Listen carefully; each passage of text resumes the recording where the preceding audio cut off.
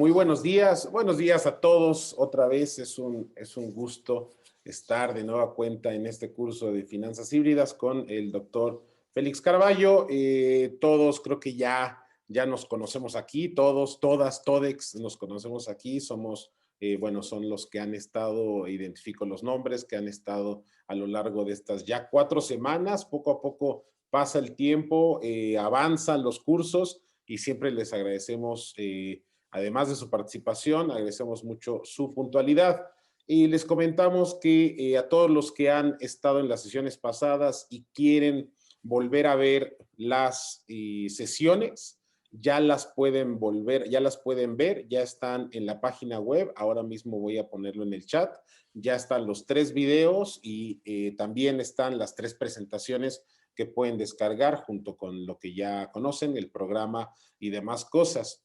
Y terminando esta sesión, en este fin de semana subiremos la grabación de esta sesión cuarta, en donde hablaremos o hablarán papá acerca de banca de desarrollo y cómo está estructurado y cómo los diferentes instrumentos de la banca de desarrollo tienen una relación directa con las finanzas híbridas. Es decir, no solamente estamos hablando de créditos de sector tradicional, sino son créditos con tasas preferenciales o créditos con tasas subsidiadas, pero además estamos hablando de fondos de inversión, en el específico, por ejemplo, a través de la entidad FOSIR, o también estamos hablando de algunos, lo que muchos no consideran financiamiento, pero cuando hablamos de finanzas híbridas, sí es importante tomarlo en cuenta como fondeo, lo cual serían los subsidios, tanto de las diferentes entidades como SADER, Semarnat, por ejemplo, en el caso del subsidio a secuestro de carbono por bosque en pie, y otros instrumentos. Sin más, por el momento, le cedo la palabra a mi papá, el doctor Félix Carballo. Repito, muchas gracias a todos por su participación. Yo estaré aquí en el chat durante toda la sesión respondiendo a alguna duda de las que conozca, dentro de lo posible, respondiendo pues todo lo que ustedes consideren. Muchas gracias a todos y pues nada, papá, adelante. Comenzamos con la sesión 4 de finanzas híbridas para la conservación y el impacto social. Bien, pues muy buenos días. Es un gusto platicar con ustedes y tener la oportunidad de, queridos participantes en la cátedra, de seguir esta charla sobre el concepto de finanzas híbridas. Déjenme comentarles un pequeño hecho, pero que es muy significativo, creo, para el tipo de análisis que estamos haciendo. Ayer participé en un debate del Colegio de Postgraduados y se presentó una empresa que se llama Aires de Campo, que seguramente ustedes la conocen. Tiene presencia en prácticamente todos los centros comerciales y ellos se especializan en el tema de productos orgánicos. La parte interesante es que en mi tiempo de cuando yo trabajaba en banca de desarrollo directamente en FOSIR, tuve la oportunidad de comenzar con ellos su aventura de producción, sus esfuerzos para comenzar a vender productos orgánicos, alimentos orgánicos, fue con lo que comenzaron. Pero la parte interesante es que en algún momento de su desarrollo, ellos participaron en un curso o en un evento de fondos de inversión de impacto. Ahí presentaron su caso y a raíz de la presentación de su caso y del impacto que tuvieron en cuanto a su planteamiento, lograron una alianza con Herdes. Entonces la empresa, que era de carácter familiar, pues de pronto creció en una forma exponencial, hubo una integración de acciones, etcétera, y lo traigo a colación porque ahí podemos ver un ejemplo de instrumentos no tradicionales de financiamiento, pero que están teniendo cada vez mayor importancia, cómo están teniendo un resultado directo en el desarrollo de las empresas. También acaba de salir una publicación de la OECD donde plantean ellos el tema de desocupación de los jóvenes, lo que está pasando, que ustedes ya conocen a nivel mundial y tanto en Europa, en América Latina, en Estados Unidos, en Asia, etcétera. Y ellos dicen que en sus últimos hallazgos, que el tema central para generar una mayor ocupación es ligar la inversión de las entidades, de las empresas, tanto públicas como privadas, precisamente al impacto que genera la inversión misma. O sea, definir metas y esas metas se conviertan en los elementos para que haya mayor estímulo y las empresas puedan contratar a más personal, sobre todo a los jóvenes, que bueno, los datos son, pues llamaríamos dramáticos de la dificultad para ocuparse.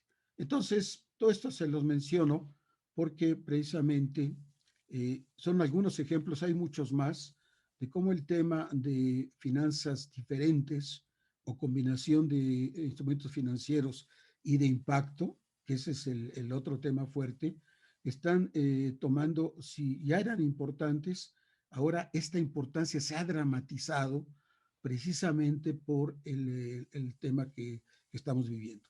Bueno, simplemente lo menciono y ahora siguiendo con nuestra charla y tratando de complementar todos los aspectos que hemos mencionado, vamos a hablar sobre banca de desarrollo.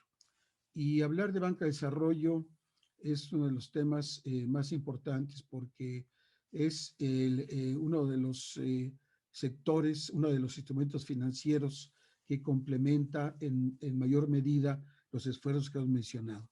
Déjenme hacer una revisión rápida, es simplemente para revisar lo que, bueno, ya lo hemos visto, o si hay algunas personas nuevas que nos acompañan y que se los agradecemos mucho,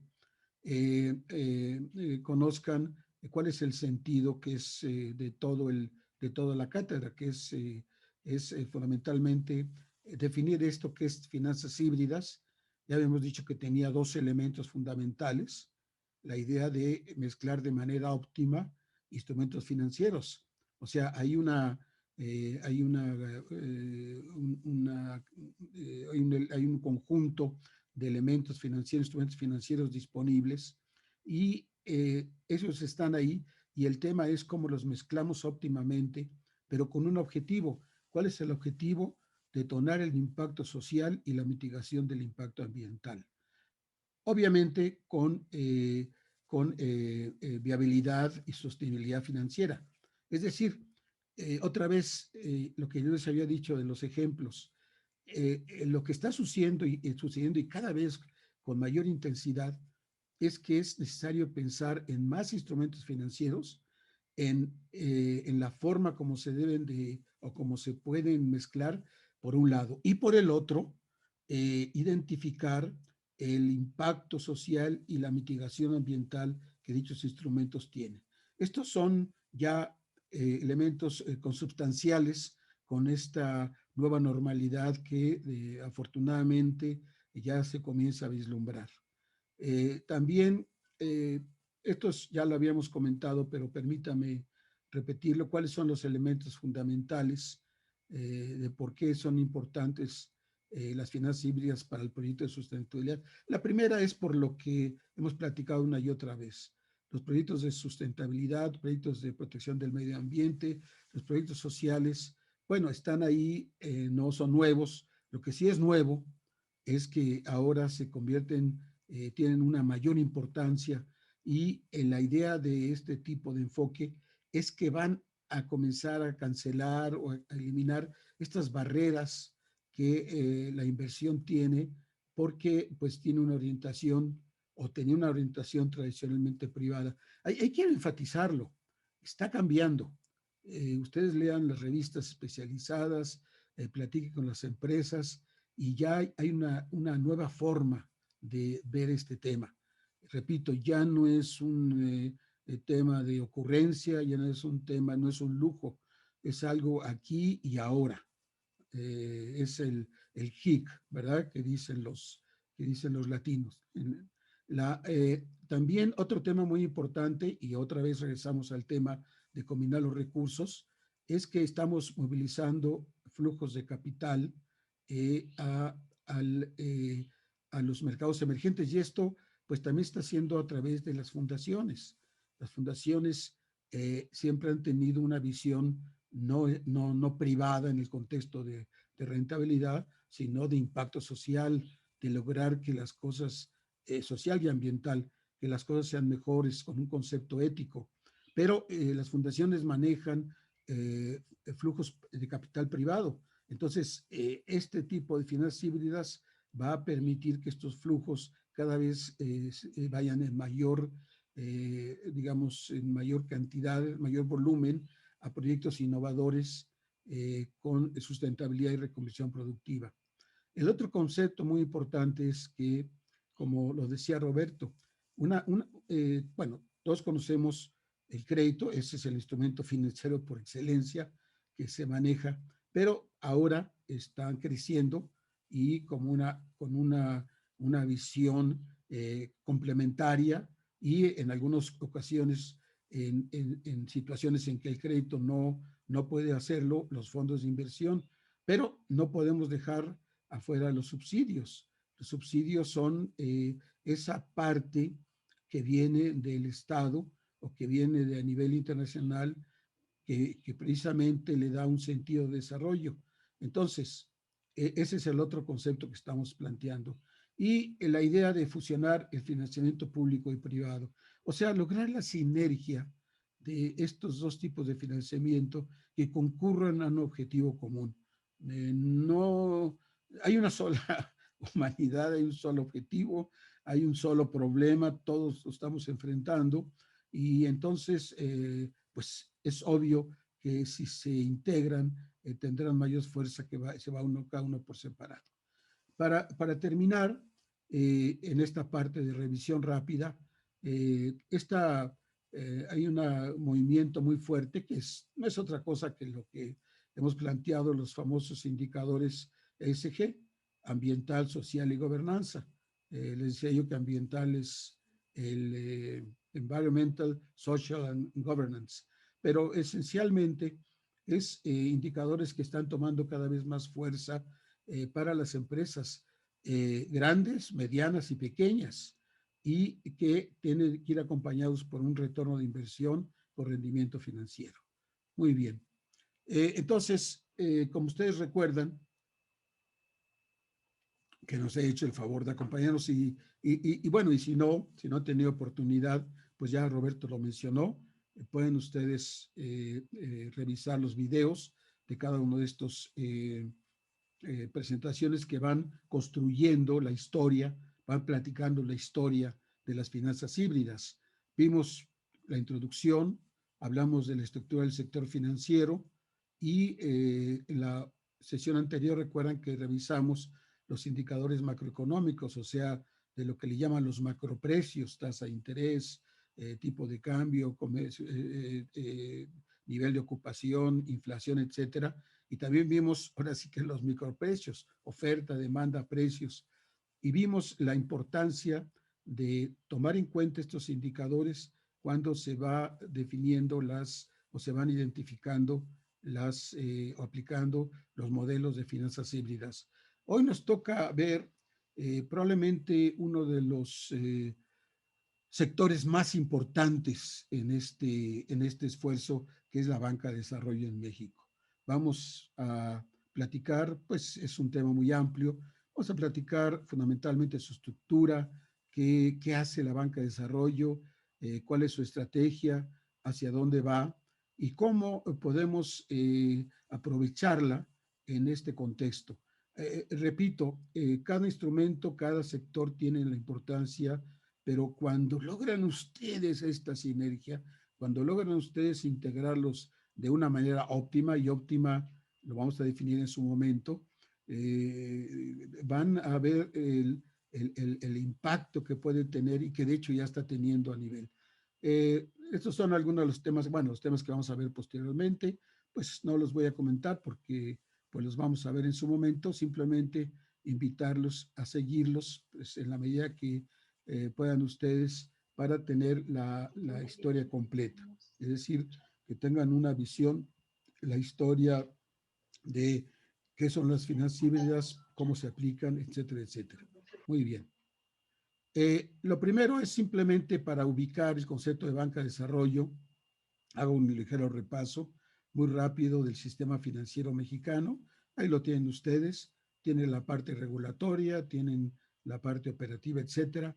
Y en la parte regulatoria, como lo hemos dicho, bueno, el sistema financiero mexicano como tal, lo que va a regular es fundamentalmente lo que está ahí. Son instituciones, mercados, instrumentos en el que se organiza la actividad financiera para movilizar el ahorro a usos muy eficientes. O sea, de un lado tenemos los recursos, los ahorros, y de otro lado tenemos las inversiones. Una forma más visual, más gráfica, que la pueden ver ustedes, ya la habíamos platicado, es esta, ¿verdad? Aquí tienen ustedes, recuerdan que en la sesión anterior revisamos el flujo del circuito económico y identificamos cuáles son los elementos que participan. Hablamos de los hogares, las empresas, los mercados, el gobierno, el sector externo, pero en este caso estamos hablando particularmente de los mercados de capital. Es lo que lubrica, es el lubricante del sistema. Los financieros, los economistas también le llaman a esta parte el sector real y el otro es el sector financiero. Bueno, todos son reales, pero dentro de la jerga de estas profesiones, pues la parte real es mercados, bienes y servicios, mercados de producción, etcétera, etcétera. Muy bien. Ahora, ¿cuáles son estos elementos cuáles son estos elementos o estas entidades que regulan el sistema financiero? Desde luego, la Secretaría de Hacienda y Crédito Público, ¿verdad? Coordina los esfuerzos de regulación y supervisión de las demás autoridades financieras. Todos estos elementos de regulación, como yo lo mencioné, tienen un objetivo fundamental, a saber, darle certeza al sistema, que el sistema sea sólido, que el sistema sea robusto y que precisamente permita que se den los incentivos, se generen los incentivos para que los ahorros se muevan a las inversiones. O sea, para que haya producto. Ya saben, inversión no es otra cosa más que capitalización, y capitalización no es más que incrementar el activo, que el activo fijo lo que hace, los equipos, etcétera, hacen más productiva la mano de obra y al final todo sigue hasta que tenemos más empleo, que es al final del día lo que más nos interesa. El Banco de México, aparte de fabricar, poner a circular y cuidar el valor del dinero, emite reglas. Otra vez es el tema de reglas. La Comisión Nacional Bancaria de Valores supervisa y regula los bancos y otras entidades financieras.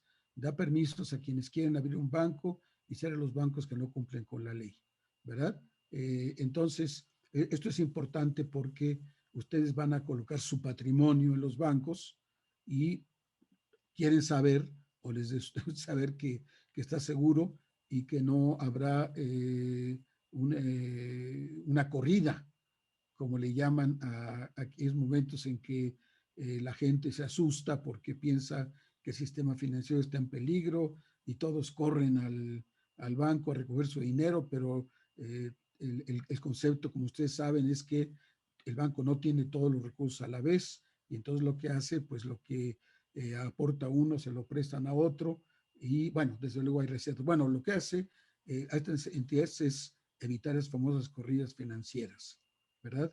Eh, eh, Comisión Nacional de Seguros y Fianzas, bueno, el tema de los seguros, el tema del riesgo es un tema central y desde ahora que estamos viviendo el llamado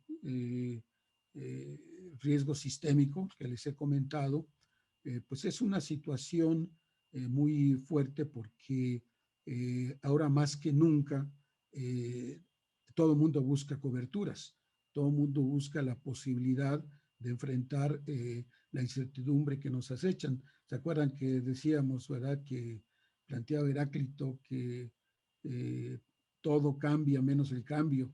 Y Plinio decía, bueno, decía Plinio el Viejo, decía, lo único cierto es lo incierto. Bueno, en este momento vivimos precisamente este tipo de situación. Y finalmente la Comisión Nacional del Sistema de Ahorro para el Retiro. Esta la menciono porque también se está convirtiendo en una fuente posible de financiamiento. Ya no solamente es un tema de que, bueno, yo tengo mi pensión, me dieron mi Afore, etcétera, etcétera, sino que además son recursos que pueden dirigirse a enriquecer los activos de la sociedad y otra vez generar más empleo, que de tal forma que esto pues tenga un sentido impacto, un sentido social importante. Ahora vamos a la comisión, aquí tenemos las instituciones financieras bancarias. Las instituciones financieras bancarias está Banca de Desarrollo y Banca Múltiple. Ahora vamos a trabajar sobre Banca de Desarrollo. En la otra sesión hablamos sobre Banca Múltiple, quiénes son las entidades que lo constituyen, algunos productos que ellos presentan. Ahora vamos con Banca de Desarrollo. Bueno, Banca de Desarrollo, aquí lo dice, constituyen un instrumento estratégico utilizado por el Estado para apoyar con recursos financieros y servicios complementarios aquellos sectores y actividades económicas consideradas prioritarias y que los intermediarios financieros privados no tienen incentivos o capacidad para enfrentar.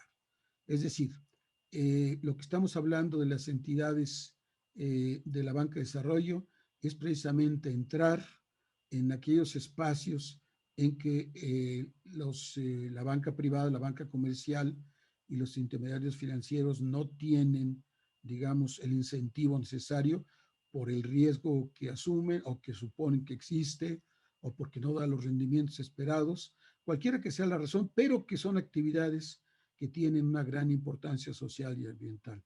Entonces, la banca, esto dice, aquí están los recursos, trabajo con la banca de desarrollo. ¿Cuál es la banca de desarrollo en México? Bueno, tiene dos partes. Lo que es propiamente banca de desarrollo, ahí tienen ustedes lo que nos reporta la Secretaría de Hacienda.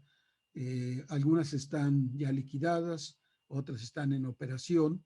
No vamos a ver todas, vamos a ver las más importantes, sobre todo las que tengan más sentido para actividades productivas. Y por este lado están los fondos y fideicomisos de fomento económico que tienen una gran importancia.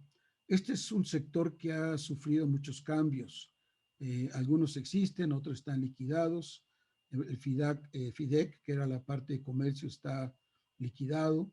El FIRA, que son 4 fondos, está en operación, en plena operación. El FOSIR está trabajando también a plena capacidad. En fin, estos fondos y fideicomisos tienen la característica que no son estrictamente banca de desarrollo en el sentido que se marca por poder llevar actividades de préstamo, captación de recursos, bueno, sobre todo captación de recursos, pero que tienen una gran importancia dentro del desarrollo para apoyar actividades necesarias. Vamos a ir platicando en alguna de ellas, pero déjenme presentarles. Esta es una, digamos, una forma,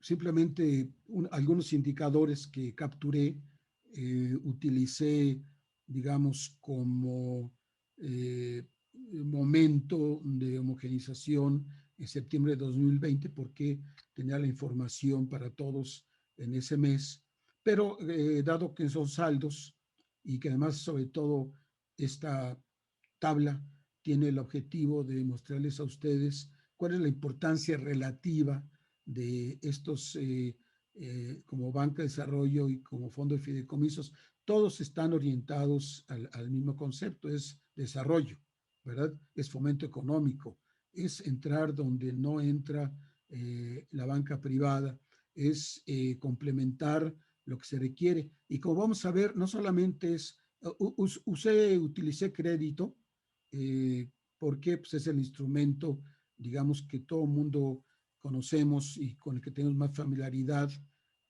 tanto desde el punto de vista de crédito al consumo, crédito a la producción, pero aquí lo que traté de ponerles a ustedes es una comparación. Ustedes pueden observar que el Banco Nacional de Obras y Servicios Públicos es un banco que se orienta fundamentalmente a obra pública, ¿verdad?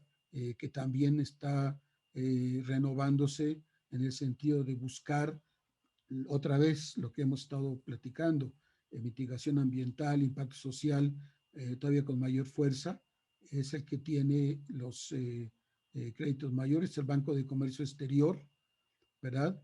Y el tercero es los llamados fideicomisos instituidos en relación con la agricultura. Es fideicomisos dentro del Banco de México. El Banco de México es el fiduciario, el fideicomitente de la Secretaría de Hacienda y Crédito Público. Y los montos que manejan para el sector en que opera son muy significativos. Ven ustedes, son 238 mil millones y esto era a septiembre. A diciembre creo que alcanzaron los 300 mil o 350 mil millones.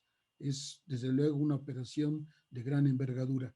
Nacional Financiera, que tradicionalmente, digamos, lo hemos visto como el financiador de la industria.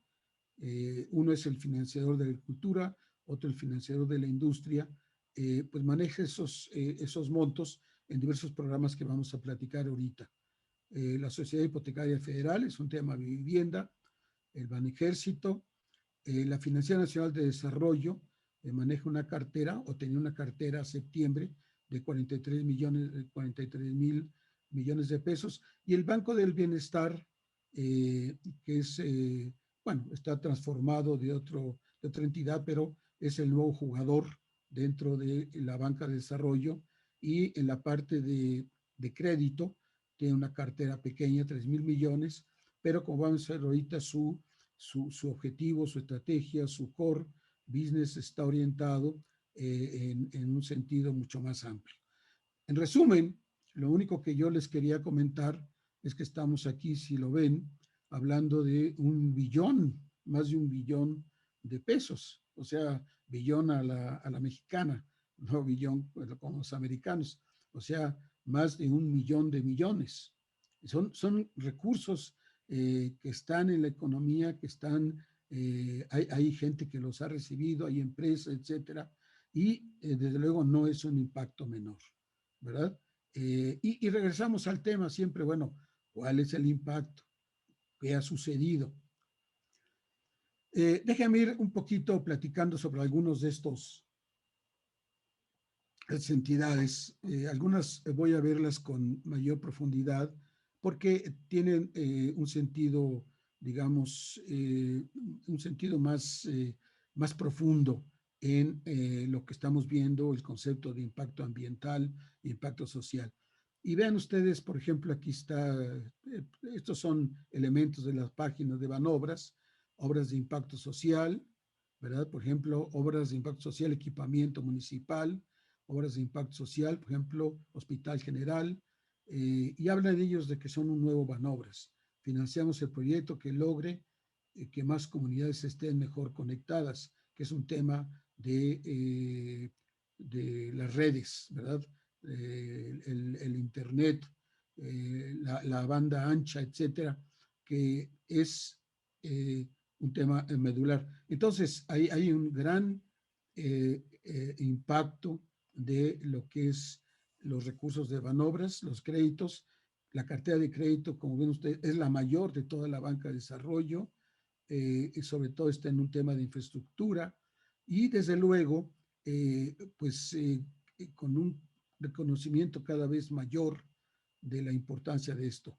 En mis tiempos de agrónomo, me tocó participar en algunos proyectos de la gran irrigación. En México había la gran irrigación, grandes proyectos en el que se construyeron las grandes presas, en que se trabajó, digamos, generando todo el sistema hidráulico mexicano, y que luego se llevó a la pequeña irrigación para trabajar con los agricultores. Bueno, en esos tiempos estas obras de gran irrigación tenían impactos sociales brutales, ¿verdad? Entonces había que trabajar y evaluar cómo se podían mitigar. En algunos casos se pudo, en otros casos no se pudo, pero pues fue, digamos, de los grandes esfuerzos de infraestructura que México ha tenido. Luego el tema de las carreteras, ¿verdad? Los cambios que hubo, la privatización, o sea, toda esta forma diferente como se ha ido construyendo la infraestructura en México. Entonces, sin lugar a dudas, la banca de desarrollo en obras de infraestructura para el bien comunitario está ahí, está presente. Otro entidad muy relevante para, no solamente para el sector en que trabaja, sino para toda la economía, sobre todo porque el sector que trabaja el FIRA, los llamados fideicomisos instituidos en relación con la agricultura, están conectados a todo lo que le llaman las redes de valor, es decir, a las cadenas de abastecimiento, porque lo que se hace, decía un profesor mío que lo que se come en el comedor se decide en la cocina. Entonces, o otra forma de ponerlo, el mercado comienza en la semilla y termina en el consumidor. Hay una interrelación entre lo que hacen ustedes en los sectores primarios y finalmente lo que les llega a ustedes como consumidores. Entonces, no están desvinculados. Y esta institución en particular, pues es muy importante porque vean ustedes el monto de la cartera que están manejando, inclusive mayor que NAFIN. Maneja, además de crédito, eso lo vamos a comentar después, el tema de garantías. Y ahí ellos se definen, ¿verdad? Esta es su página, es apoyar el desarrollo de sectores rural, agropecuario, forestal y pesquero del país. Y aquí viene la parte muy interesante porque es la primera entidad en el sector que trabaja en lo que le llaman el segundo piso. Es decir, no es el crédito directo a los agroindustriales, a la industria alimentaria, al sector comercial ligado a la industria agroalimentaria o al tema forestal o al tema pesquero. Es incentivar, y este es de hecho su core business, incentivar que entre el sector privado, que entre la banca privada y darle todas las facilidades de capacitación, de tecnología, incentivos a tasas de interés, etcétera, para que esto suceda. Entonces, aquí realmente es una forma muy interesante de cómo la banca de desarrollo, en este caso un fideicomiso, promueve el crecimiento, el desarrollo, no solo por su acción particular per se, sino también por lo que está incentivando. Entonces, es definitivamente un caso de éxito a nivel mundial. Actividades que apoyan ellos, producción primaria, agroindustria, comercialización y vean lo que yo les comentaba, servicios relacionados a la integración de cadenas de valor. Es decir, es el reconocimiento de que lo que el consumidor consume pues va a depender de lo que de lo que se haga en el campo, por lo menos en el caso de los alimentos. Cuando hice mi tesis de carrera, hice una tesis sobre fabricación, la construcción de una fábrica de enlatadora de piña, o sea, una fábrica que producía las latas para empacar la piña, allá en Loma Bonita.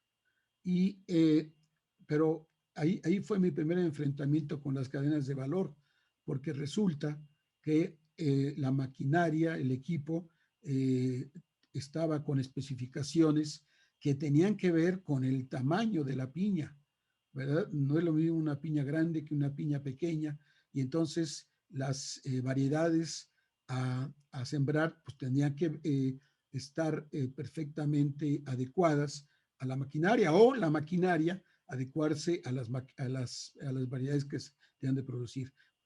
Se pueden dar muchos ejemplos, pero de este concepto de que las cadenas de valor son críticas y ahora, sobre todo porque entendemos que las cadenas de valor las mueve el mercado. Por mucho tiempo planteamos que las cadenas de valor la movían los productores. Y bueno, lo que pasaba es que producían y no se vendía. Pero ahora atendía el mercado. Esto le da lo que le llaman un mayor valor agregado. Son 4 fondos: el llamado Fondo de Garantía y Fomento para Agricultura, Ganadería y Avicultura, tiene el Fondo de Financiamiento Agropecuario, FEFA, tienen un fondo para el tema de garantías y tienen un tema para la parte pesquera, ¿verdad? Entonces, lo pongo aquí porque, repito, es un ejemplo muy interesante de la idea de cómo se puede lograr esa integración, vamos a llamarle así, entre lo que decíamos originalmente, recursos públicos y recursos privados. Recursos públicos incentivan, recursos privados entran. Y entonces, pues tienen ustedes historias de éxito. La mayoría de la industria agroalimentaria que existe actualmente fue en su tiempo financiada bajo este esquema, Lala, Alpura, etcétera, Bimbo, todas ellas tuvieron esa consideración. Y bueno, es una estructura organizacional. Y aquí también muestra otro elemento muy interesante que ya lo habíamos platicado. ¿Se acuerdan que hablábamos de los intermediarios financieros no bancarios? Entonces, esta entidad, FIRA, ha reconocido que, bueno, está bien, trabajemos con la banca, la banca comercial, la banca múltiple que le llaman, hay que entrar, etcétera, etcétera, pero también se ha movido a las OFOMES, que las vimos en la reunión anterior, en la plática anterior, las SOFIPOS, las sociedades cooperativas de ahorro. O sea, estos intermediarios financieros que la característica que tienen es que están más cerca está más cerca del acreditado, está más cerca de quien va a recibir los recursos, lo conocen mejor y por lo tanto mejoran las posibilidades de recuperación y más que de recuperación, del éxito del uso de los recursos. Entonces, creo que el modelo es un modelo muy exitoso. Bueno, yo en particular estuve muchos años en FIRA, entonces lo conozco por dentro y es una entidad en la que, como dicen, se pone uno la camiseta, ¿verdad? Porque va más allá de dar crédito, da asistencia técnica, da capacitación. O sea, lo que nosotros decíamos que constituía un proyecto exitoso. Por un lado, la parte de conocimiento sectorial y por otra parte, la parte específica de la innovación financiera. Y aquí es la parte adicional que quería yo también ponerles a su consideración. Llamo su atención, si son tan amables, a esto que ponen ellos de qué es el ESG. O sea, ya esta entidad que maneja un volumen ingente de recursos públicos promueve recursos privados, esta entidad que reconoce la tecnología y la capacitación, la ciencia técnica como elementos de acompañamiento centrales, esta entidad que inclusive en su propia estructura tiene elementos muy importantes de responsabilidad social, también reconoce e internaliza los indicadores ESG.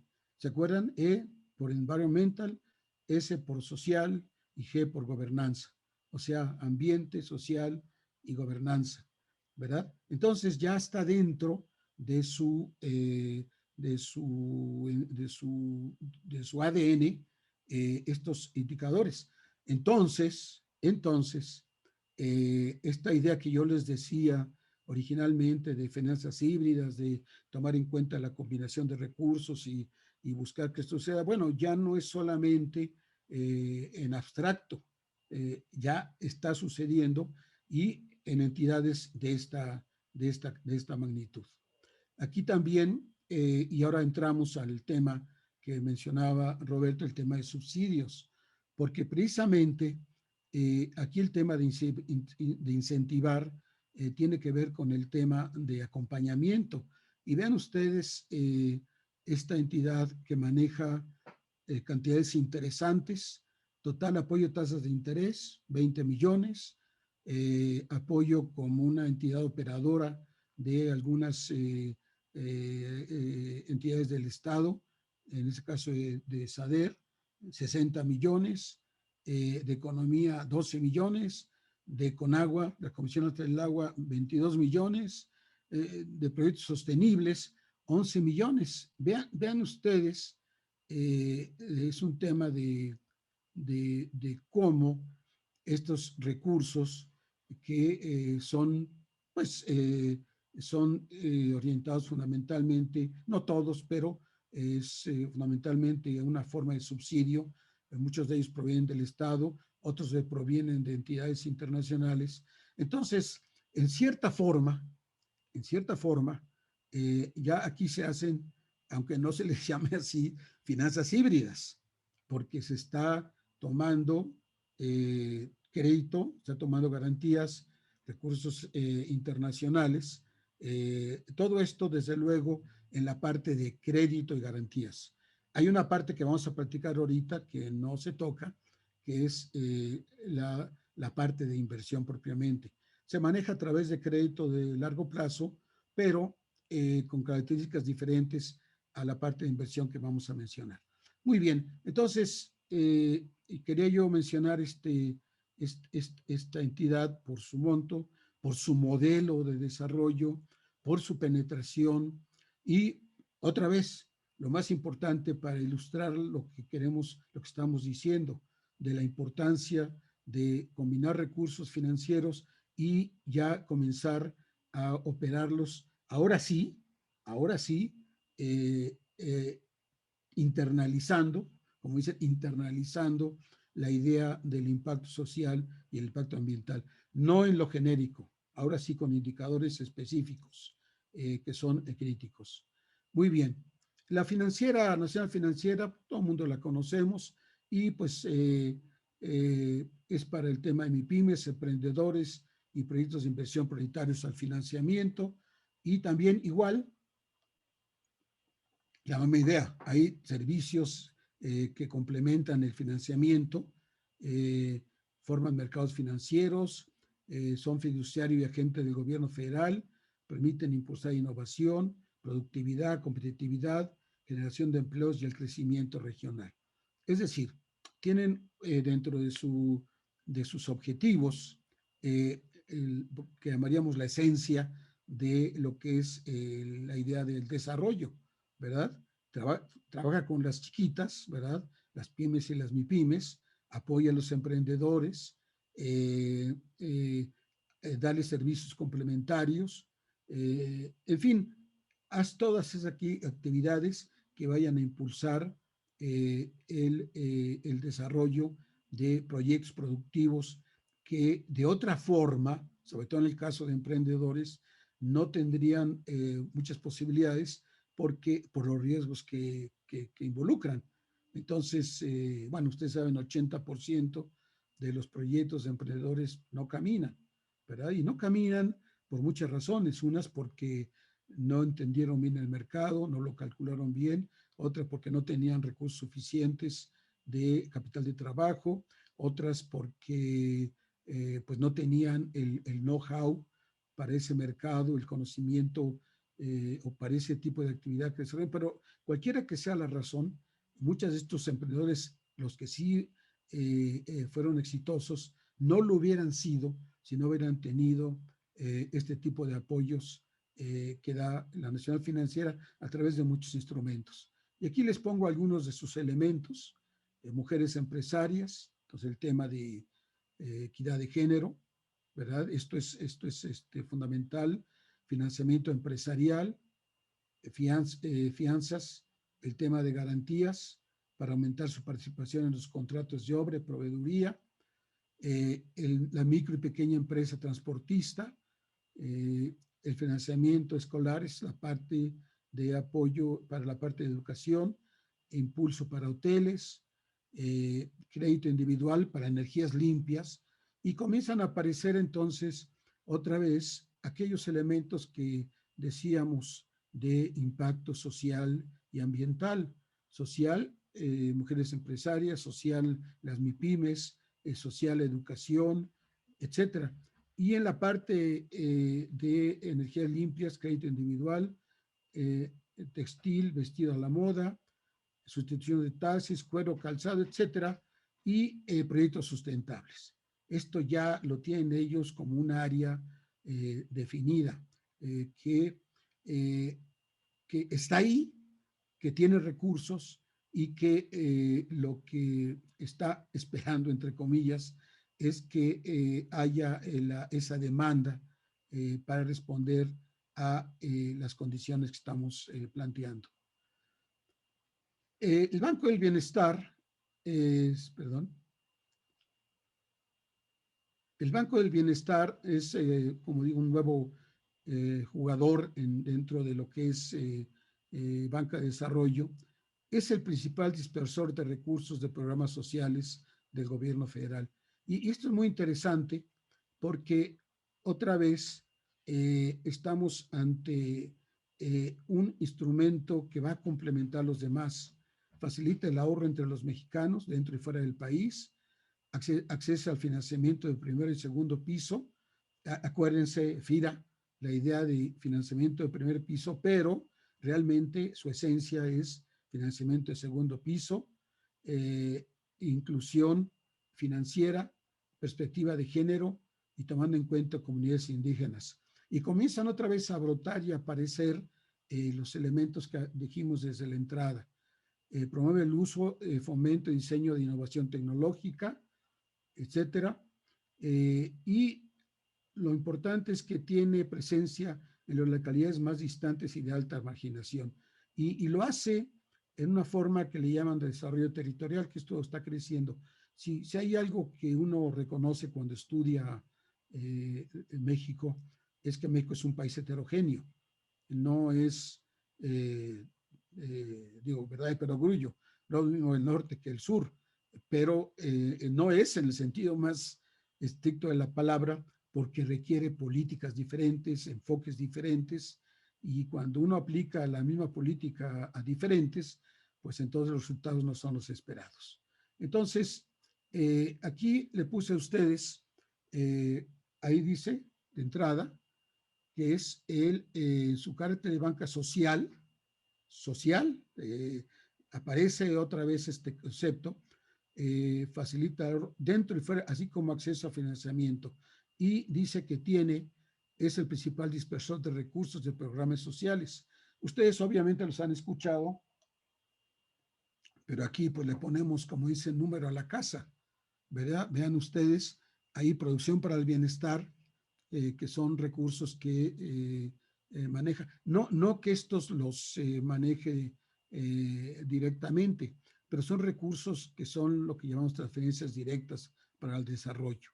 13,000 millones, producción para el bienestar, impacto al bienestar, 5,689 millones, crédito a la palabra, el programa de los sembradores, 28,900 millones. O sea, esta es una masa de recursos que están llegando en transferencia directa a las personas que lo requieren y que la expectativa de impacto es que mejore su nivel de vida y también que esto sea a través de una mayor productividad.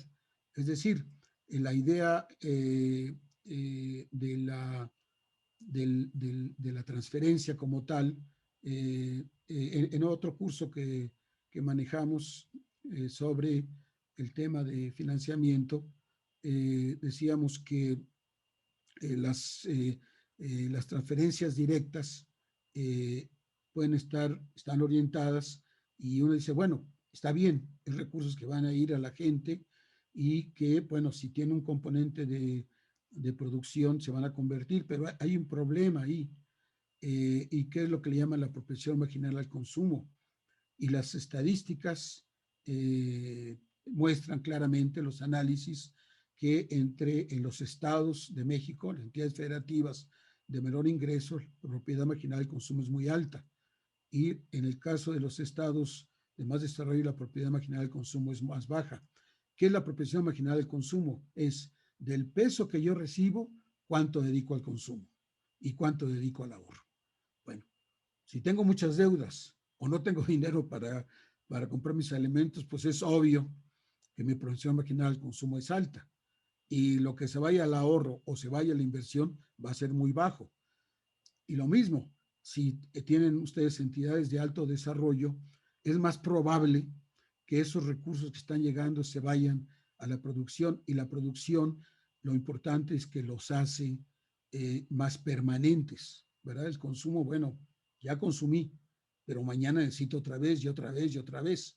Entonces, es muy interesante pensar, digamos, en cierta forma, que nuevamente dentro del paquete de las finanzas híbridas que mencionamos, donde está el crédito de largo y corto plazo, la inversión que ahorita vamos a platicar de ella, están estos recursos y caray, qué buena idea sería que estos recursos se pudieran complementar, porque por, digamos, por sí, pues no son de una gran, no son digamos, no son altos, son unas cantidades pues relativamente pequeñas, pero como siempre, si ustedes las integran de alguna forma con otros instrumentos financieros, entonces lo que crean es la posibilidad de capitalización. Y capitalización es el sinónimo de productividad, sin lugar a dudas. Eh, los, por ejemplo, los norteamericanos están muy orgullosos, los obreros norteamericanos están muy orgullosos de su alta productividad, ganan salarios altos y ellos lo que probablemente no perciben, y bueno, eso lo atribuyen pues a su capacidad, a su tecnología, pero lo que realmente quizá no perciben es que es un tema del valor integrado en todo el equipo que ellos manejan. Es decir, más capital, más productividad. La mano de obra produce más y entonces se hace mucho más productiva. Eso es muy importante porque nuevamente sería, digamos, por lo menos pensándolo como una opción, cómo integrar estos conceptos que están llegando y llegando directamente a sus beneficiarios, pero que pues se hicieran, como dicen, las pollas, ¿verdad? Y entonces lo ligaran con otros, lo vincularan a otros instrumentos de financiamiento y esto se fuera a todavía mayor productividad. Algunos tienen ese objetivo claro, otros están orientados al consumo, pero nuevamente son recursos muy importantes que están ahí, que están llegando y que nos gustaría que fueran parte de las finanzas híbridas. Pasamos a la Financiera Nacional de Desarrollo Agropecuario, Forestal y Pesquero. Este es tiene muchos, digamos, servicios y productos, pero quise enfatizar uno que me parece que abona en forma muy explícita a lo que estamos tratando de plantear del concepto de finanzas híbridas. Y le llaman ellos el crédito seguro, lo están manejando. Y dice, el crédito seguro tiene como objetivo potencializar los programas sociales enfocados en elevar el ingreso de la población por encima de la línea de bienestar, así como promover la inclusión financiera a través de los servicios de la financiera. Para ello, las diferentes dependencias del Gobierno de México trabajan transversalmente para conseguir el fin único de la economía moral, el bienestar de la población. Acuérdense que nosotros hablamos bueno, no se acuerdan porque no vieron esta presentación, pero en alguna parte donde vimos el concepto de desarrollo y crecimiento, hablábamos de lo que son, cómo se mide el crecimiento y cómo se mide el desarrollo, el bienestar ahora que le llamamos, y son de muchos conceptos. Bueno, es de lo que estamos hablando aquí. Y aquí entra una variable muy interesante, que es la participación de los centros integradores, que es el Centro Natural de Atracción de Comunidades. O sea, aquí retoma la idea de que habíamos mencionado antes. México es un país heterogéneo, vive realidades diferentes de acuerdo al lugar, al municipio, a la localidad en que ustedes están. Y cuando ustedes tienen este tipo de enfoque, lo que están teniendo es la posibilidad de tener un centro natural de atracción de comunidades y sede de servicios. Evitan a la población desplazarse fuera de su territorio para realizar trámites y obtener satisfactores a las necesidades esenciales. Este es un concepto que, bueno, yo cuando estudié en la Universidad de Illinois, pues iba a estaba yo en medio de los maizales y de los campos de soya, ahí al sur de Chicago, y entonces íbamos a ver a las cooperativas, y para mi tesis doctoral iba yo pues a platicar con ellos, etcétera, etcétera. Pero yo me daba cuenta que en la cooperativa era un centro de integración, porque los cooperativistas fundamentalmente eran cooperativas de insumos, cooperativas de comercialización, pero tenían un centro social, tenían un centrito de salud, tenían un cajero automático, tenían una central de maquinaria, o sea, tenían todos los elementos que ellos requerían, estoy hablando de los agricultores, eh, para hacer un enfoque muy productivo para su producción al respecto. Y a mí me sorprendía porque la agricultura de Illinois es lo que llaman temporalera, no es de riego, pero los rendimientos ya quisiéramos tenerlo en la agricultura de riego. Bueno, andan por ahí más o menos, ¿verdad? Unos 12, 13 toneladas por hectárea en el caso del maíz. Y eso, pero el concepto que le menciono es este, también en Europa, el concepto de los agroparques maneja mucho esta idea de lo que le llaman centro de transformación rural, que no es otra cosa más que otra vez tienes a los productores, hay una serie de servicios que requieran, los acercas, la escuela, la parte sanitaria, los servicios financieros. O sea, es un concepto integral y bueno, y sin ir más lejos, los chinos, en algunos de sus agroparques ya no solamente tienen eso, ya integraron la parte habitacional.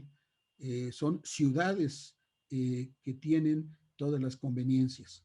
Entonces, me parece muy afortunada la idea de los centros integradores que puedan ser ese centro de, digamos, de aprovisionamiento de los servicios para que los compañeros productores. Ahora, acuérdense que hay una tendencia muy interesante que está dando en Europa y seguramente en Estados Unidos y en México, es que ahora con el tema del confinamiento y de la forma diferente de trabajo, mucha gente está saliendo de las ciudades, mucha gente diciendo, oye, pues, ¿qué hago aquí en México, en la Ciudad de México, con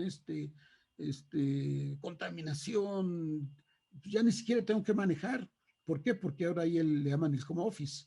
Hombre, pues me puedo ir bueno, iba yo a decir a satélite, aquí tienen su casa en satélite, pero esto también ya es una ciudad, pero todavía retirarme un poquito más, ¿verdad?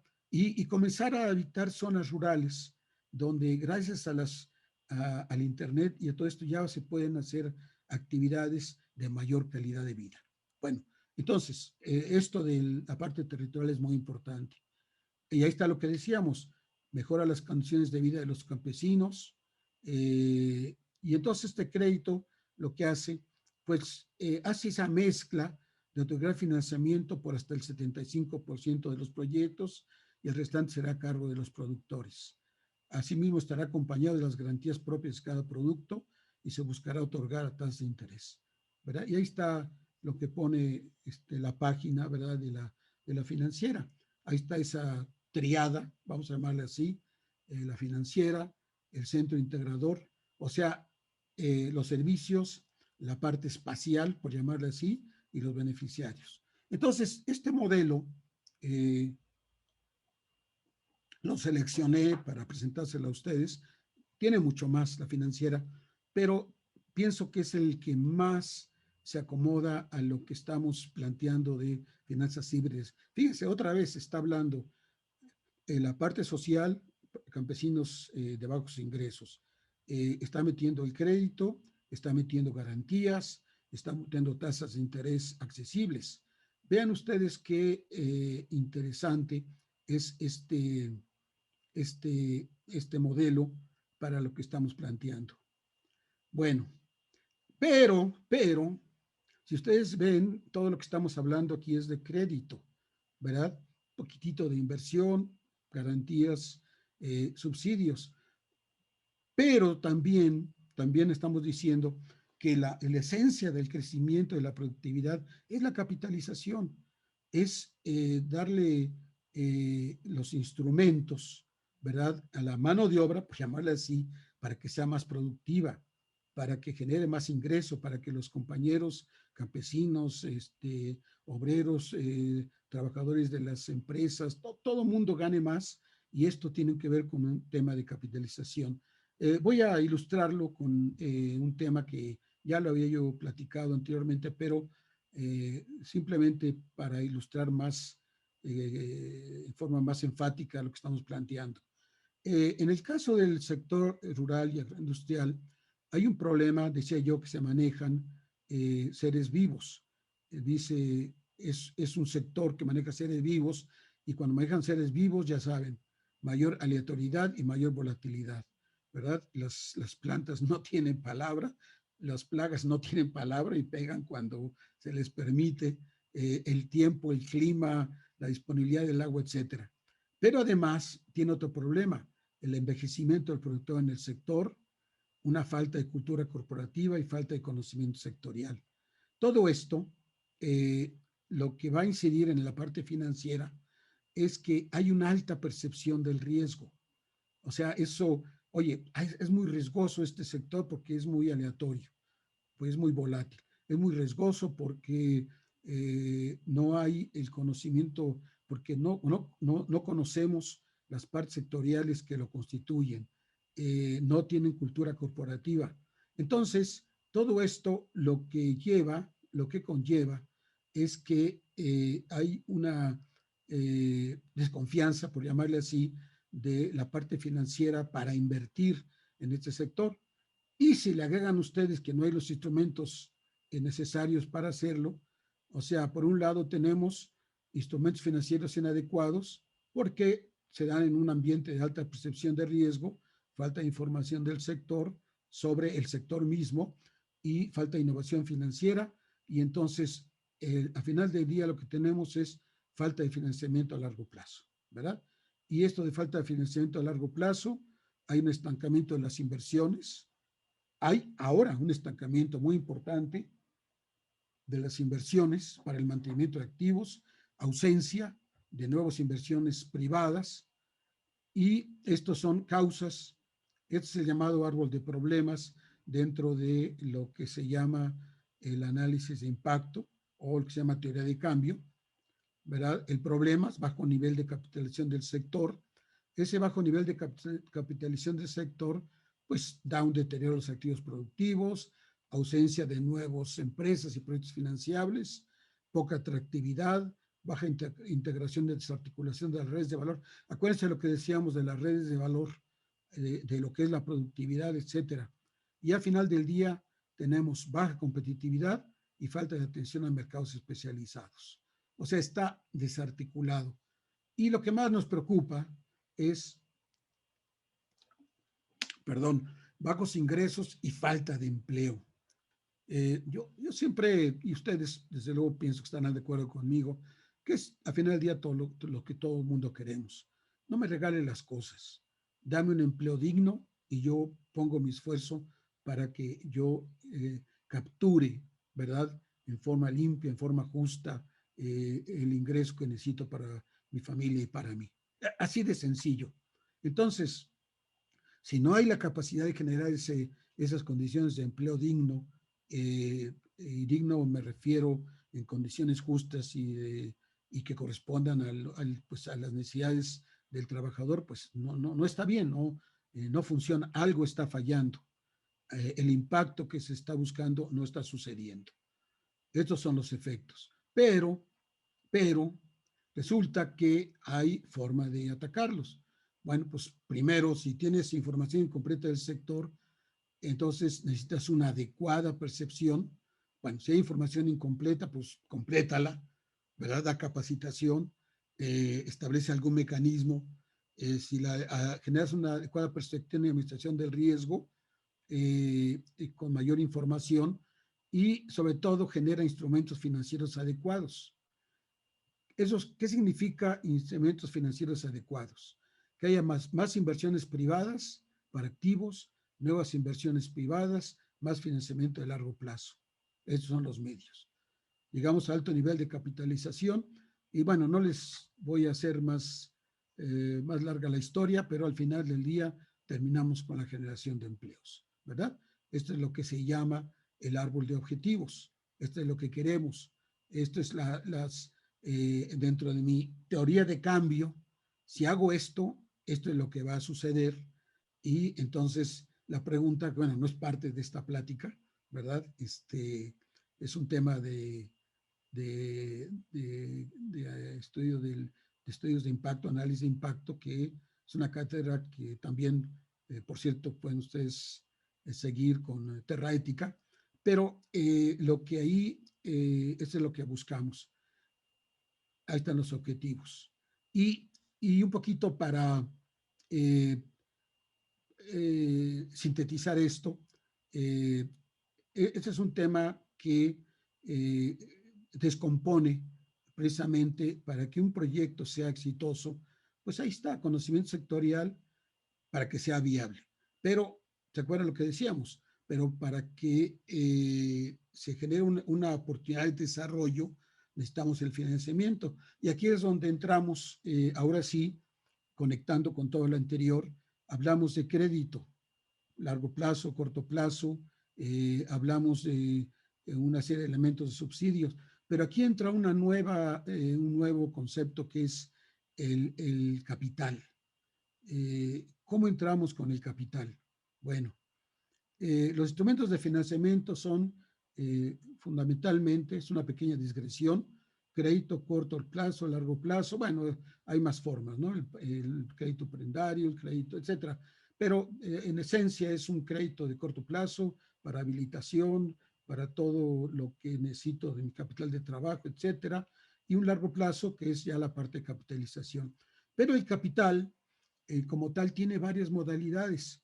Hay capital semilla, capital emprendedor, capital privado y bolsa de valores. Y ahorita vamos a platicar cada uno de ellos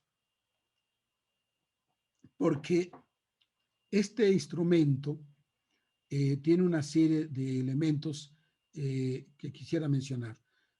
El crédito bancario y el capital son instrumentos financieros complementarios y por lo que todo proyecto de empresa, de acuerdo a sus particulares características, deberá definir la mezcla idónea de ambos con la finalidad de obtener los beneficios óptimos. Vean ustedes, repito, es como las óperas, ¿no? El leitmotiv se repite, porque está ahí, porque es la realidad. Tienes estos instrumentos, bueno, combínalos, ¿con qué finalidad? De obtener los beneficios óptimos que cada instrumento proporciona y además el beneficio global que estamos buscando. ¿Cuáles son sus características? ¿Verdad? El crédito, bajo riesgo y rendimiento. Bajo riesgo porque pues, hay garantías, ¿verdad? El origen de los recursos, en el caso del capital, es alto riesgo y rendimiento sujeto a condiciones, resultados de los negocios que invierte. Es decir, en el caso del capital, la diferencia fundamental con el crédito es que no es un tema de garantías, es un tema de compartir el riesgo entre quien otorga el capital y entre quien lo recibe.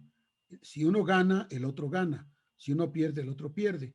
En el caso del crédito, si uno gana, pues el otro gana, pero si uno pierde, el otro no pierde, porque tiene las garantías y con eso, el colateral, con eso gana siempre.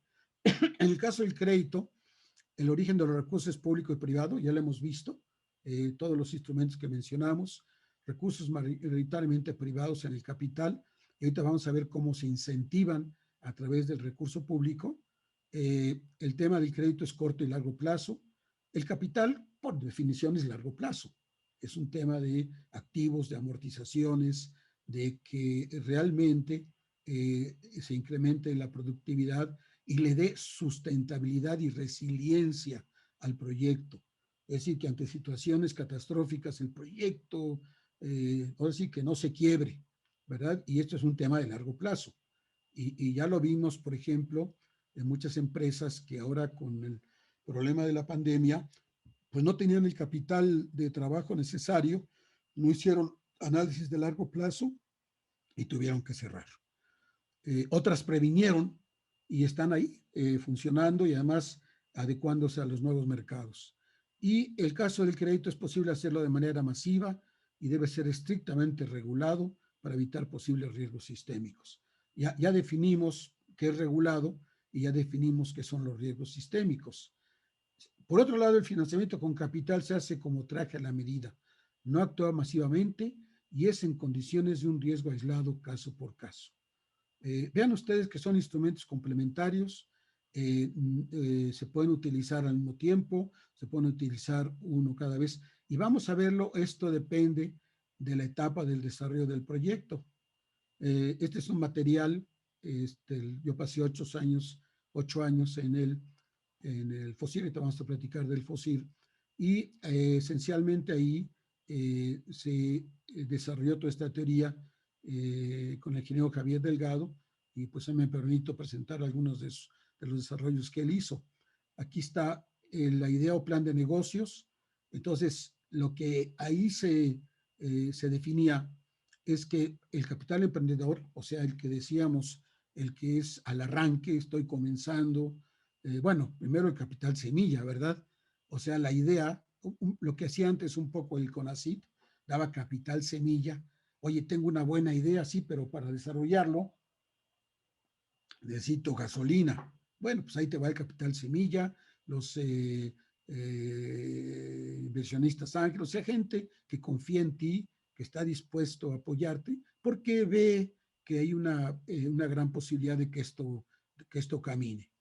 El inicio de operaciones ya necesita capital emprendedor, tiene otras características, pero vean ustedes ahí otra vez finanzas híbridas que comienzan a, a funcionar, crédito a corto plazo y subsidios, ¿verdad? Estamos comenzando a mezclar estas ideas de crédito a corto plazo y subsidios. Cuando ya llegamos a la expansión y al crecimiento, digamos, de la empresa, entonces pues ya necesitamos crédito de largo plazo y el instrumento ya no es capital emprendedor, es capital privado, pero lo estamos complementando con crédito a largo plazo. Entonces, cuando hay crecimiento orgánico de la empresa, etcétera, etcétera, y finalmente, cuando estamos en el mercado de deuda, pues es para el madurez. Hacemos los IPOs, que le llaman, o sea, las ofertas públicas, y ya estamos en condiciones de jalar recursos del público, pero se llaman ofertas públicas del público, para que lo inviertan en nuestro negocio. Estos son periodos en desarrollo del proyecto. Y vean ustedes cómo se van comenzando a mezclar la idea de combinar proyectos, es decir, combinar instrumentos financieros. No es nuevo la idea, repito, de combinar proyectos financieros. Lo que es nuevo, probablemente, es que la idea de hacerlo sea con un objetivo muy específico de lograr impacto social, impacto ambiental y desde luego la parte rentable.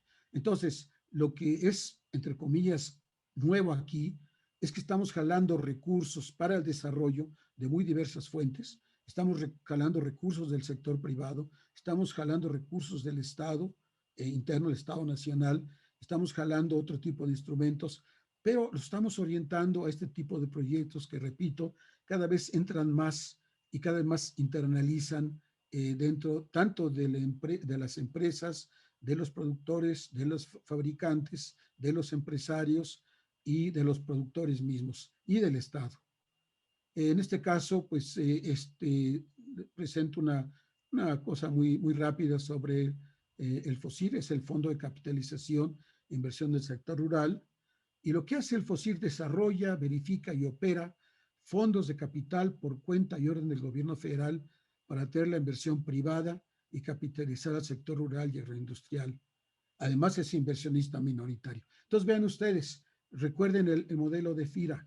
El modelo de FIRA lo que hacía, metía recursos, está hablando de crédito, incentivaba al sector privado, a la banca múltiple, le daba una serie de apoyos, capacitación, inclusive compartía el riesgo, tanto en garantías como en el crédito mismo, y entonces podía lograr eso. Y participaba en forma, entre comillas, minoritaria.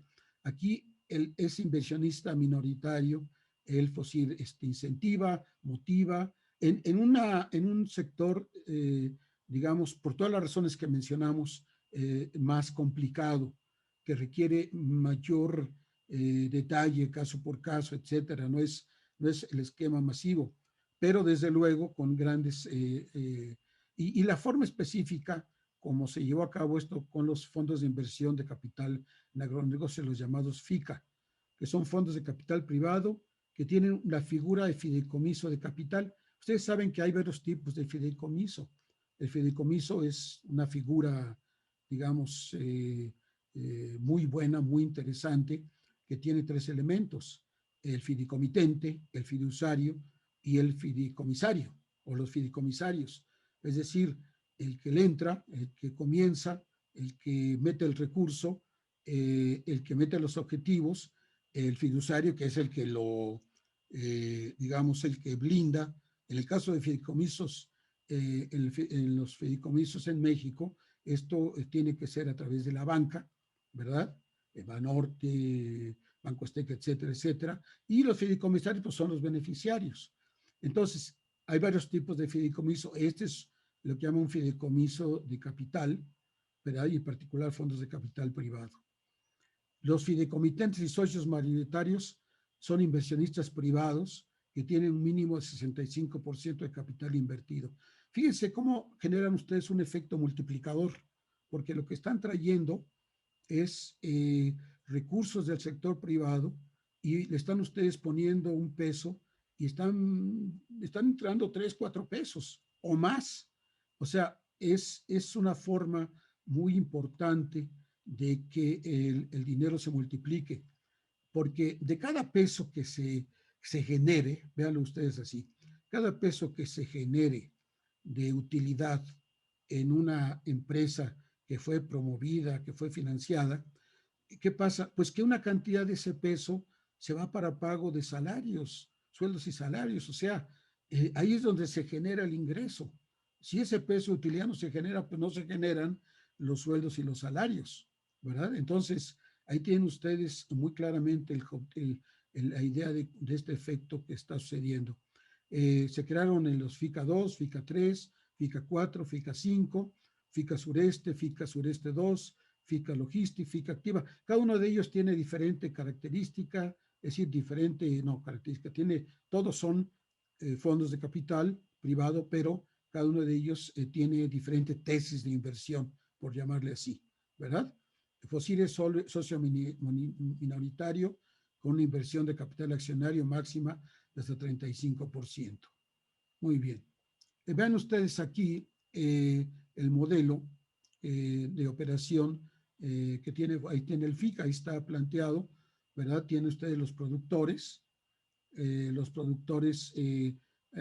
se puede promover a través de una empresa, se llama la EPA, la empresa promovida. Aquí lo importante es que el mercado es el que está determinando. Tenemos mercado, tenemos la agroindustria, que es quien conoce mejor el mercado, y estas señales pasan al productor, y el productor recibe, entonces la empresa recibe, bueno, el productor que abastece a la empresa, puede ser la agroindustria propiamente dicho, y recibe este tipo de financiamiento. Otra vez, hay una mezcla, socios privados, gobierno estatal, están entrando apoyos a nivel estatal, territorial, etcétera, y FOSIR. Es una relación ganar en toda la cadena. Bien. Y entonces, cuando ustedes lo ven, aquí está otro ejemplo, financiamiento integral con capital. Aquí ya comienzan a aparecer lo que yo comentaba, aquellos inversionistas, capital semilla, capital emprendedor, capital privado y bolsa de valores, ¿verdad? Es una forma de ver. En el otro caso, lo que veíamos es cómo mezclar las diferentes formas de capital con diferentes tipos de crédito, corto plazo y largo plazo. Aquí ya lo que estamos haciendo es nada más diferenciando en cada uno de las etapas de desarrollo del proyecto cuál sería el tipo de capital idóneo a utilizar. Bien, el otro tema es garantías. Y aquí le estamos poniendo a ustedes para septiembre, para hacerlo comparable, el nivel de garantías o el monto de garantías. En este caso, el 48% lo tiene NAFI, ¿verdad? Banobras 7.83. Aquí solamente puse Banca de Desarrollo, no están los fondos y fideicomisos, no tenía la información a la mano, pero ven ustedes que esencialmente las mayores garantías las maneja NAFIN, 79,000 millones, y tienen entonces la idea de este complemento, esta dualidad de crédito y garantías. Así van juntos. Hay modelos diferentes que se ha estado planteando el término de garantías, porque normalmente estas garantías lo que se dan son garantías que se dan a la banca, a quien presta, a quien genera los créditos, no a quien los recibe. Entonces hay modelos que se están planteando ahora como un sistema de garantías recíprocas que es muy exitoso en España, es muy exitoso en Sudamérica y que esencialmente lo que dice en forma muy sucinta es que la garantía no la doy al banco o a la banca, al intermediario financiero, se la doy al que va a recibir el crédito porque él la integra y entonces con esa garantía puede ir con la banca y buscar el que le ofrezca la mejor tasa de interés o las mejores condiciones, ¿verdad? Pero el tema es, como dicen, riesgo más que otra cosa. Ahí está el tema de garantías y seguros, ¿verdad? Hay varios tipos de garantías, no voy a entrar en esto, es casi un curso que habría que meter en garantías, el aval, la hipoteca, la fianza, pignoración, hay otros tipos de garantías. Pero déjenme entonces mejor hacer es un resumen de lo que hemos planteado. ¿Y cuál es el tema eh, permanente, el tema recurrente que se presenta en las presentaciones que les he dicho? Ahí puse, esto lo vimos la sesión anterior, hay un mapa financiero que se desarrolló con Fundemex y entonces se plantean, es un esquema que ustedes pueden ver en Excel, en la página de Terra Ética, y para escoger cuál es el instrumento que más les conviene. Esto se refiere fundamentalmente para empresas sociales. Mapeo, análisis, recomendaciones. Esto ya lo platicamos la sesión anterior. Déjame entonces ya para terminar hacer un resumen y enfatizar cuáles son los aspectos que pienso yo son pues rescatables en un sentido de resumen de esto y que pues serían como la base, además de lo anterior, sobre lo que sigue. ¿Qué es lo que hemos dicho? Bueno, lo que hemos dicho otra vez que la banca, que el concepto de finanzas híbridas es mezclar, es la mezcla óptima de recursos, de instrumentos financieros, pero con el objetivo, y repito esto porque eso es lo que crea el nuevo concepto, entre comillas, es con el objetivo de lograr impacto social, ambiental y desde luego financiero, que le dé al proyecto, a la empresa, resiliencia, ¿verdad? Que le dé sostenibilidad en el sentido de permanencia y sustentabilidad en el sentido de que cubra todo lo que hemos dicho. Segundo, que revisando el sistema financiero mexicano, hemos encontrado fundamentalmente la parte regulatoria, hemos encontrado los intermediarios financieros, tanto los bancarios, entre comillas, o sea, los regulados, que sería la banca de desarrollo y la banca comercial, y por los no financieros, las OFOMES, las OFIPOS, las cajas de ahorro, etcétera, y otros muchos instrumentos que les mencioné, uniones de crédito, pero que ya no entramos en detalle. Bueno, toda esa plétora de esa galaxia de instrumentos financieros se ha expresado en muy diversas formas. Y precisamente cuando entramos a banca de desarrollo, pues identificamos su carácter, que es más que todo complementario, es trabajar donde el sector privado no entra, y esto es lo que hemos visto en los modelos, no solo entrar donde no entra el sector privado, sino incentivar a que entre el sector privado, es decir, trabajar juntos. Y eso coincide perfectamente con lo que hablábamos de las ventajas de las finanzas híbridas, ¿se acuerdan? Que decíamos, no, es que sirven para juntar Estado y sector privado, Estado y sector privado, recursos públicos, recursos privados. Y les presentamos a ustedes varios modelos de banca de desarrollo y de entidades, fondos y, y, fondos y fideicomisos de fomento económico. Y ahí planteamos modelos que precisamente hacen eso, incentivan la entrada del sector privado, generan todos los servicios complementarios, desarrollan toda la infraestructura, tanto en los dos casos, tanto en el caso de crédito como en el caso de capital de inversión, porque en el primero, pues dan asistencia técnica, dan capacitación. En el segundo, entran en detalle a la empresa, la asesoran, la acompañan, porque están compartiendo el riesgo. Entonces, con más razón, tienen que estar en este proceso de acompañamiento. Entonces, son modelos donde ya se va definiendo ese tipo de, digamos, de integración o de mezcla de recursos. Y también hablamos del caso de los subsidios.